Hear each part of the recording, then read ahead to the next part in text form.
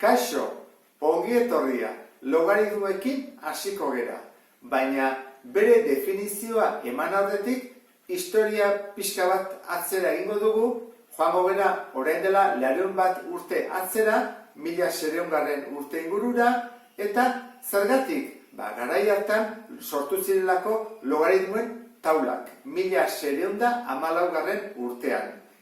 Taula horiek baina pixka bat lehenago zer gertatzen zen. Aurrerapen handiko garai bat izan zela. Zientzietan, industrian, komertzioan, pentsatu garai hartan navigazioak ere mundu osotik barrena egiten zutela, kalkuluak egin behar zituzten. Astronomian ere bai, aurrerapenak izaten ari zirela. Datu guzti horiekin zer egin behar izaten zuten? Biderketak, zatiketak, berreketak, erroketak, eragiketa guzti horiek paperean egin behar zituzten, eskuz. Pentsa zenbat ordu behar zituzten kalkulu horiek egiteko. Ikaragarri. Orduan zer gertatu zen? Napierrek ikusi zuenean hainbeste ordu erabiltzen zirela kalkulu horiek egiten, eta gaina oso mekanikoki egiten ziren, basazuela hemen beste bide bat izan behar du gauzak erresteko. Eta logaritmoen taulak hortarako sortu ziren. Pentsa, bere idea nagusia zein da. Egin beharrian biderketa bat ez aldarrexagoa batuketa egitea, hori egiten dugu. Biderketa bat batuketa bihurtu. Eta zatiketa bat kenketa bat bihurtu. Eta berreketa zailak dira, komarekin pentsatu egin behar dezula. Biderketa bat bihurtu dezagun. Eta erroketa bat, zatiketa bat. Aurreapen itzela izan zen hori. Lehen adibidez, aste oso bat pasa behar izatezena kalkulu batzuk egiteko, behar bada 2 egunetan egiten zuten orain. Ikusirik aurrerapen handia zela, zientzilariak berehala hasi ziren erabiltzen, horietako bat Kepler izan zen. Eta logaritmoen bidez lortu zuen Marteren orbita kalkulatzea. Bestela oso zaila izango zen berezako. Logaritmoen taula hauek osatzen, zuzentzen joan ziren. Zenbat 100 urte inguru, baina zuk ez duzu ikasiko. Zergatik da hori? 1970 hamarkadan kalkulagailuak atea zirelako. Horlakoak. Eta honek zer egin zuen? Taula horien erabilera baztertzea. Baina interesgarria da jakitea zergatik eta nola erabiltzen diren taulak. Hortarako adibide bat jarriko dut, eta nik uste dut ikusiko duzula nola erabiltzen ziren eta zergatik dauden logaritmoen propietate horiek. Hemen dugu, 10 oinarria eta 2 oinarria. Zer zen edu horrek? Hau dela, biderramar. Biderramar, biderramar, biderramar. Horran da, 100, 1000, 10.000, 100.000, milioi bat, 10 milioi, 10 nakaedoa. Eta hau adibidez, 2 oinarria. Biderbi, biderbi, biderbi, biderbi. Ez dugu garrik, ez da? Horan, hauei, oinarriak deitzen zaien, eta hau da, berretzailea. Zer izango da, adibidez? 1000. 1000 zer da? 10 ber 3. Horregatik jartzen du, 1000aren azpian, 3. Delako 10 ber 3. Eta 8 azpian ere 3 da. Zergatik? Delako 2 ber 3. Horren, hauek berretzaileak dira, gorriz jarri ditut. Zergatik? Horiek berez direlako logaritmoak. Oinarriak progresio geometriko batean dijoazten bitartean, horrela, jota handiagoa. Hauek nola dijoazten? Progresio aritmetikoa, gehi bat, gehi bat, gehi bat, gehi bat. Hora dijoazten. Diferentzia, ezta? Ikusten badugu funtzioa, bai honera eta bai honera. Horrek, ikusiko dugu nola kalkulatzen diran. Eta biderketak eta zatiketak nola egiten dien, simpleago. Az gaitezen honekin. 100 bider 1000, esango duzu, zetxorak dira, baina egingo dugu zenbaki osoekin bakarrik ikusteko komarekin eta nola egiten ziren. 100 bider 1000, ikusi ezagun bere berretzailea zein den. Zein da 100 berretzailea? 2, 10 ber 2. Horra, logaritmoa 2 da. Eta 1000arena 3. Claro, Napierrek esan zuen, biderketa bihurtu dezakegula batuketa bat, jar dezagun batuketa, sinpleagoa da, Biderketa baino sinpleagoa da batuketa. Zer bada? 2 × 5. Hori baldin bada, logaritmoa 5, guazen ikustea, 5-en zer jartzen duen? Zer jartzen du? 100.000. Biderketa egin gabe kalkulatu dugu. Hurrengoa, hemen zer jartzen du? 10.000.000. 10.000.000, 7 0 ditu, horan bere logaritmoa 7 da. Eta 10.000 hemen dago, 4. Zer egin behar da zatiketa dagoenean? Zer da sinpleagoa kenketa, egin dezagun kenketa? 3. 3 zer dago? 1000.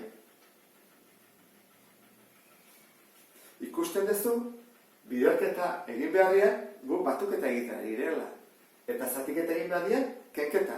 Hori da logaritmoakin lortzen duguna. Hemen dugu biderketa.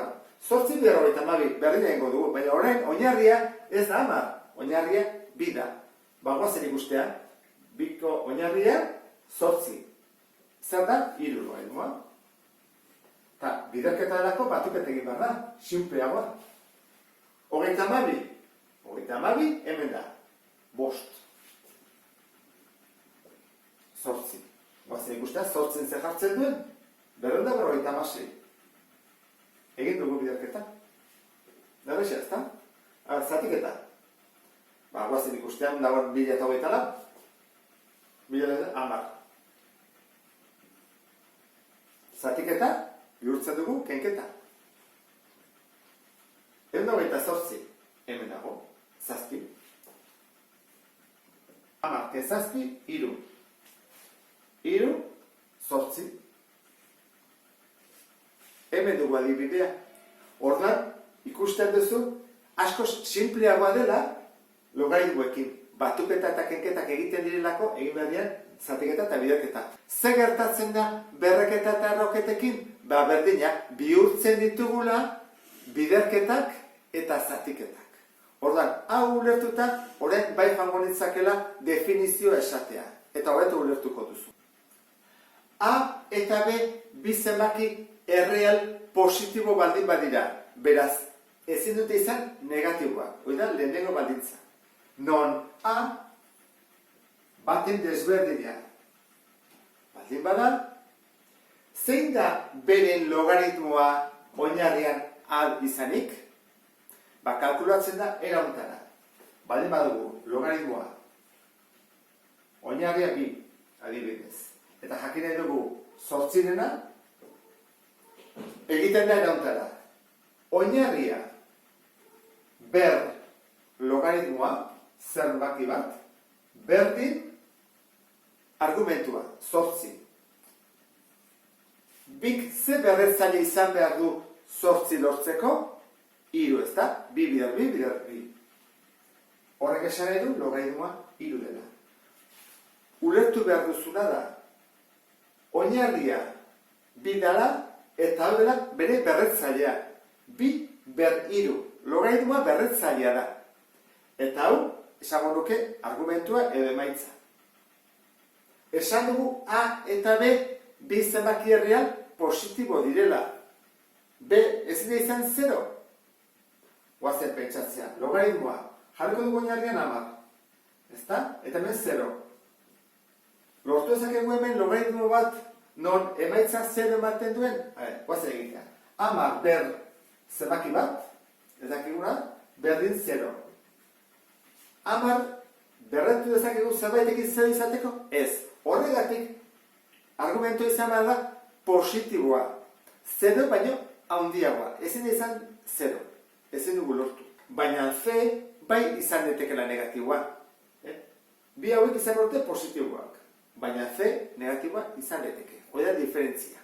Logaritmoak idazterakoan oinarriak esaten digu nola idatzi behar dugun. Adibidez, gu jartzen badugu horrela, honek esan nahi du bere oinarria 10 dela. Izango litzateke, adibidez, hemen jartzen badugu isa, izango litzateke 10 ber isa berrineun. Oinarria, 10 da. Ez bada 10, idatzi egin behar da zein den oinarria, adibidez, hartzen badu 2. Eta hemen 8, izango litzake 2 berrixa, 8. Orduan, ez badago zer jartzen, 10 da. Eta bestela jarri behar da 2-aren, 3, 7, 20 eta bar. Salbuespen batekin. Logaritmo nepertarra. Adibidez jartzen badugu hemen 5. Ez dugu zer jartzen, jarri dugu n bat. Batzutan jartzen da n handiz ere bai, nagusiz. Zer esan edu horrek? Hemen oinarrian ez zenbakia dagoela. Hau izango litzateke horrela. Ber isa berdin 5. Ez zenbakia, zenbaki erreal bat da. Kalkulagailuei ematen badiozu, atako zaizu horrela, ez? 2, 7, 1, 8, 2, 8, amartarrak zenbat ditu? Ez da bukatzen. Nahi duzu guztiak, ez da? Orduan, hau oso erabilgarria da, eta askotan erabiltzen da. DBH-ragoaren mailan ez, baina aurrerago bai, kalkuloak eta egiterakoan ez da. Amaitzeko, azaldu behar dizut, logaritmo hitzak nodi datorren, 2 hitz elkartuta. Batetik logos eta bestetik aritmo. Logosek zesan nahi du arrazoia edo proportzioa. Eta aritmo zenbakia, hortik dator aritmetika. Orduan izango litzake proportzioa edo erlazioa adierazten duen zenbakia. Adibidez, 2 bersei. Eta ulertu duzulakoan, beste bat arte. Agur!